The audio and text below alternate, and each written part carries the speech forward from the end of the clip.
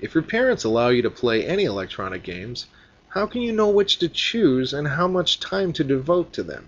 Ask yourself the following questions. Will my choice offend God? The type of game you choose can affect the way God feels about you. He himself examines the... I'm not going to do this. Okay. How will the game affect my thinking? Ask yourself, will playing this game make it easier or harder for me to flee from fornication? Games that expose you to sexually arousing images or conversations will not help you to keep your mind on things that are righteous, chaste, and virtuous. Amy, 22, says, many games desensitize you to things like violence, foul language, and immorality. I keep thinking it says immortality. And can cause you to let down your guard in other aspects of life. You have to be very careful what you choose to play. How much time will I spend playing the game? Deborah, 18, says, you know how many people I know that are 18 years old that are named Deborah? I don't think all computer games are bad, but they can be very time-consuming, almost addictive. I don't think all computer games are bad, but they can be very time-consuming, almost addictive.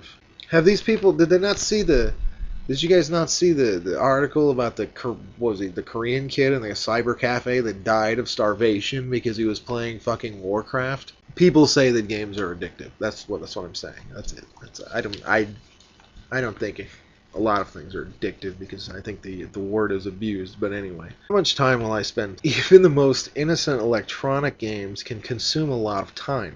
So keep a log of how much time you spend gaming, and then compare that with the amount of time you spend in more essential activities. Doing so will help you keep your priorities in order. And all of that for every 5 minutes you spend. For every 5 minutes you spend playing Call of Duty 4 online, you have to walk for 1 minute. How will the game affect my thinking? The Bible doesn't require that you spend your whole life studying or working. So why not use some of your free time to play games that involve physical activity instead of limiting yourself to sitting in front of a computer screen? I have something to show you.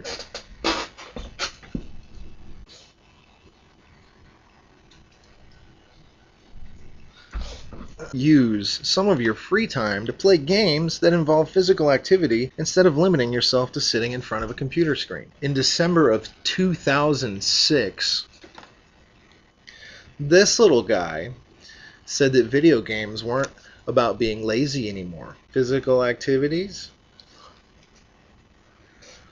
So play games that involve physical activity instead of limiting yourself to sitting in front of a computer screen.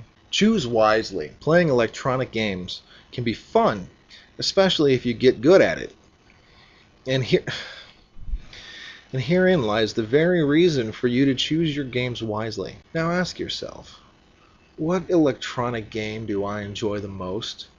What moral lessons is this game teaching me? Moral lessons is this game teaching? As a guide, why not write a brief review of each of the games you want to play? So review games you haven't played, outlining the goal of the game and the methods used to achieve the goal. Compare your reviews with the Bible principles mentioned in this article, and then determine if the game is suitable. Rather than playing a game just because your peers play it, have the strength to make your own informed choice. Make sure the game is super fucking awesome. Most important of all, it's a fucking fragment. That doesn't even make sense. Keep making sure what is acceptable. Question yourself constantly. Here's some things to think about. What would you say if a friend invited you to play a violent or immoral electronic game? How can you make sure that playing electronic games doesn't interfere with more important activities? And then in this thing, you know, where they highlight the quote, choosing to play violent or immoral games is like choosing to play with radioactive waste.